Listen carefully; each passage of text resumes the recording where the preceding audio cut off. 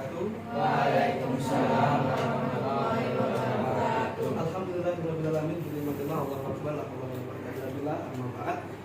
Alhamdulillah pada siang hari ini kami dari mahasiswa UIN Sunan Ampel Surabaya dari jurusan Bahasa dan Sastra Arab semester 7. Insya Allah kami ada tugas yaitu dari mata kuliah filologi yang akan mempresentasikan tentang kronologi perkembangan mushaf Al-Quran. Sebelumnya, apa kabar semuanya pada siang hari ini? Untuk mengenali lebih lanjut, kami mungkin akan perkenalan terlebih dahulu. Nama saya Adam Nasrullah, saya berasal dari Ngawi. Dan ini ada teman saya, Mas Malik Fahad, berasal dari Ponorogo. Dan ini juga teman saya, Mas Kevin, dari Kediri. Untuk sebelum kita melangkah ke materi, marilah kita membaca Al-Fatihah. Al-Fatihah.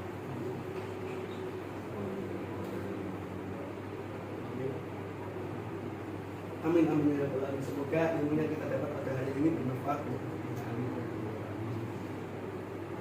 Pada materi siang hari ini kami ada kronologi perkembangan mushaf Al-Quran.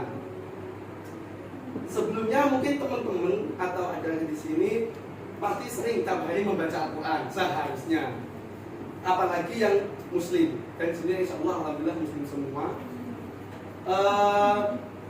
Dari dahulu perkembangan Al-Quran itu tidak seperti yang kita baca pada hari ini. Dulu tuh masih ada perkembangan yang namanya pada masa jahiliyah. Jadinya sebelum pada masa jahiliyah sampai yang kita baca sekarang ini, bentuk atau tulisannya atau hurufnya itu sangat berbeda dari apa yang pertama kali diturunkan. Dan huruf-huruf atau tulisan di Al-Quran tersebut atau yang ada di Arab itu berbeda dengan apa yang kita baca sekarang. Untuk yang pertama yaitu pada masa jahiliyah, yaitu pada masa ini aksara Arab belum terdapat tanda fathah, kasrah, dhamma maupun sukun. Mungkin teman-teman sudah mengetahui apa itu fathah, kasrah, dhamma maupun sukun. Nah, pada masa itu tanda-tanda seperti ini belum ada sama sekali. Berarti belum ada tanda-tanda ini membedakan A, I, U atau bagaimana belum diketahui. Tetapi pada masa itu orang-orang Arab sudah bisa membacanya karena bahasa Arab itu lahir di sana. Makanya bahasa Arab itu mudah dipahami oleh mereka. Tetapi kita yang di luar bangsa Arab sulit untuk memahami ketika tidak ada tanda seperti fathah, kasrah, dhamma maupun sukun. Selanjutnya ada contohnya, yaitu contoh aksara Arab pada masa jahiliyah atau masa sebelum Islam, pra-Islam. Ini ada tulisan, kan ini tidak ada fathahnya, tidak ada titiknya. Siapa yang bisa baca? Sebelumnya, coba.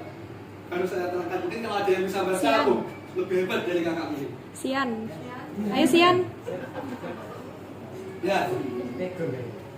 Bukan background ini. Ini bahasa Arab, cuma ya Arab Google belum ada titiknya, belum ada tanda-tanda seperti fathah tadi. Ya.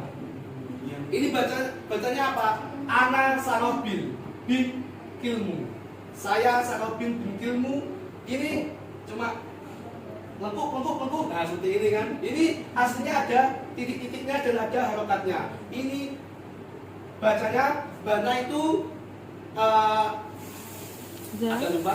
Bana itu Makbadi. Ini mim bikin ain makbadi di sini. Nah, makanya di sini itu masih belum ada tanda-tanda yang signifikan. Tanda-tanda fathah atau titik belum ada. Ini pada masa Islam. Maka dari itu di sini itu untuk kita yang bukan orang Arab asli sangat susah untuk membacanya. Makanya berkembangnya zaman muncullah tanda-tanda tersebut. Selanjutnya ada lagi contohnya, yaitu surat Nabi Muhammad SAW yang dikirim oleh Jibril. Ini kalau diperhatikan lebih detail, kalau ini lebih jelas, ini tidak ada titiknya atau harokatnya. Jadi ini bacanya Bismillahirrahmanirrahim fi Muhammadin Rasulullah SAW sampai akhir. Ini ila ila Jibril. Nah, dan seterusnya. Ini adalah surat Nabi Muhammad yang dikirim kepada Jifar ini. Tetapi kita sebagai orang awam apalagi bukan orang Arab pasti sangat susah untuk membacanya. Makanya nanti ada perkembangan tanda-tanda ada fathah, tanda-tanda tersebut berkembang seiringnya berjalannya waktu dan dengan ridho Allah, insya Allah semua yang bukan orang Arab bisa membacanya. Nah, habis ini ada materi lagi selanjutnya akan dijelaskan oleh Mas Malik. Dan Mas Malik, kami persilakan. Baik, untuk materi selanjutnya. Untuk materi selanjutnya yaitu perkembangan dari tulisan aksara Arab. Kan tadi sudah dijelaskan oleh Kak Adam bahwasannya pada masa jahiliyah itu tulisan Arab belum ada harokat, belum ada tanda-tanda titik, jadi murni huruf gitu. Kan bingung ya untuk membaca. Kalau orang Arab asli itu biasanya membaca sesuai dialek kebiasaan mereka. Nah, kalau non Arab kan bingung mau membaca yang benar itu kayak gimana. Ini sangat mengkhawatirkan ketika orang non Arab itu membaca Al-Quran, sehingga pada masa Khalifah Ali bin Abi Thalib ini beliau menugaskan Abu Aswad Abu Ali untuk tahu atau tata bahasa Arab. Jadi nanti beliau ini menugaskan kepada Abu Aswad Abu Ali untuk membuat konsep atau kaidah-kaidah gramatika bahasa Arab agar nantinya itu tidak merusak atau kesalahan dalam membaca tulisan Arab. Selanjutnya. Nah, selanjutnya pada masa Muawiyah bin Abi Sufyan, beliau menugaskan Ziyad yaitu sebagai gubernur Basrah untuk memerintahkan Abu Aswad Abu Ali yang tadi diperintahkan itu untuk membuat titik sebagai tanda i'rab. Jadi di sini itu belum sampai membahas ke harokat, masih membahas titik. Tadi kan pada masa jahiliyah itu kan belum ada tanda titik, tanda harokat. Misal huruf ini kan kelihatan nggak? Ini tulisannya.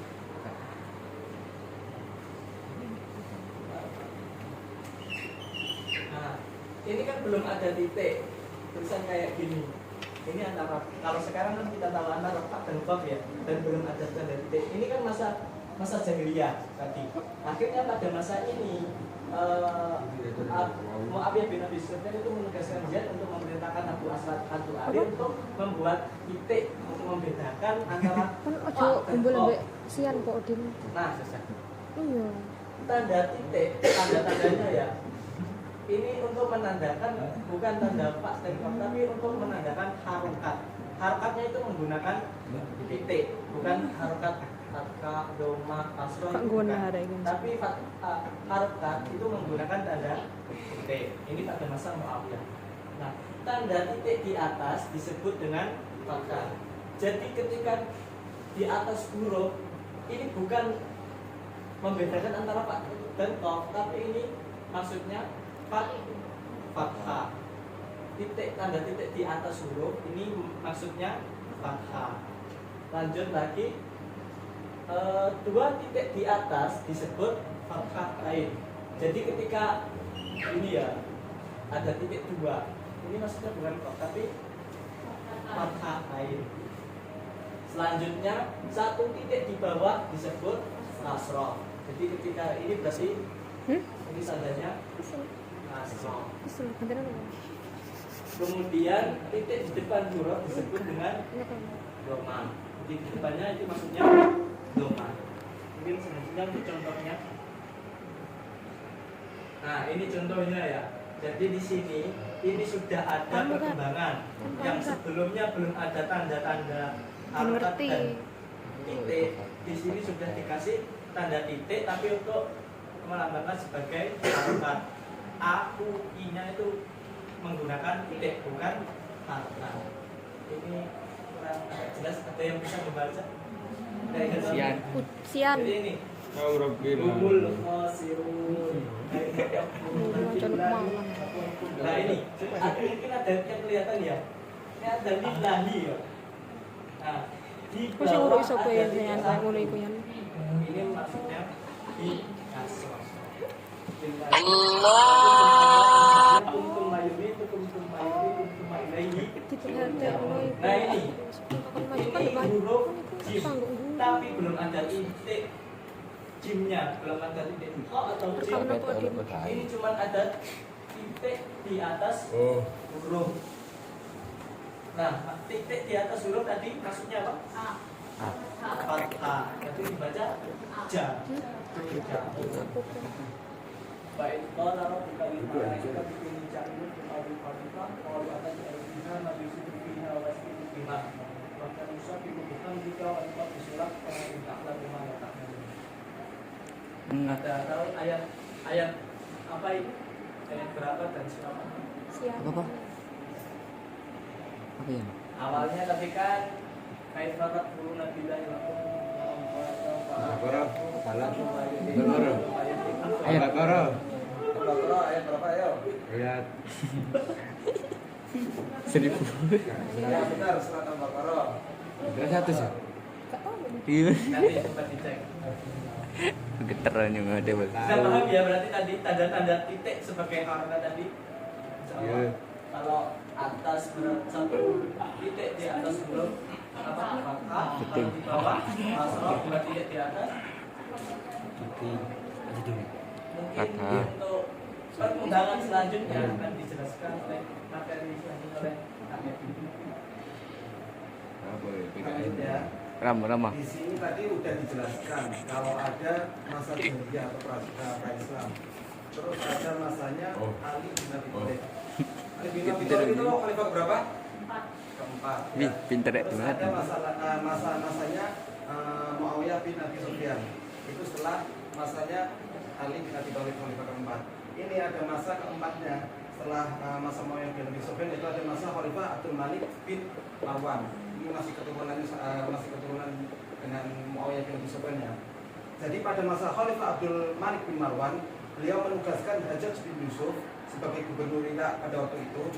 Jadinya raja pada waktu itu Abdul Malik bin Marwan, beliau itu menugaskan Hajjaj bin Yusuf, yang mana itu beliau itu sebagai gubernur Irak pada waktu itu, agar memerintahkan bawahannya Hajjaj ini untuk memerintahkan Nasir bin Nasir dan Yahya bin Ya'mur untuk membuat titik sebagai pembeda huruf. Nah, tadi kalau soalnya titik yang titik satu di bawah, titik satu di atas, titik dua di atas, satu titik di sebelum huruf itu menandakan bahwasanya itu membedakan harokatnya dari fathah, kasroh, dhammah ataupun sukun. Nah, pada masa ini itu sudah dibedakan hurufnya.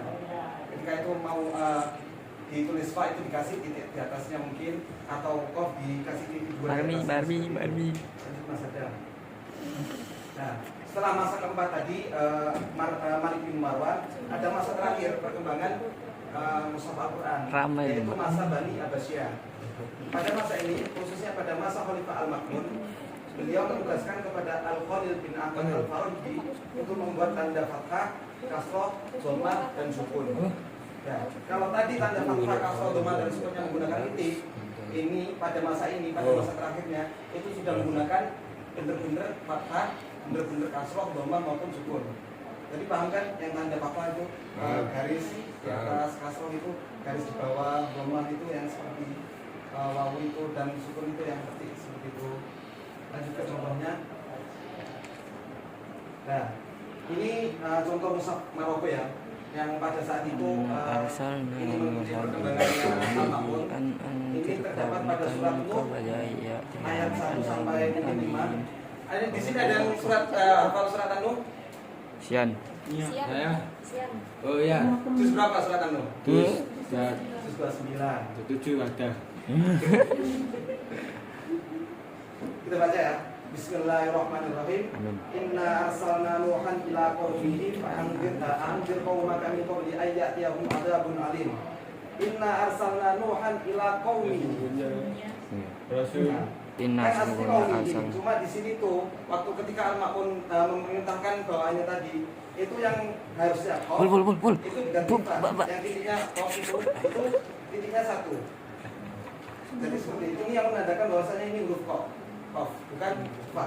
Qaumi anzir qaumaka min qabli qaumaka min qabli, yang harusnya qaum, tapi itu berbentuk huruf fa. Seperti itu. Ayyatihum adzabun alim.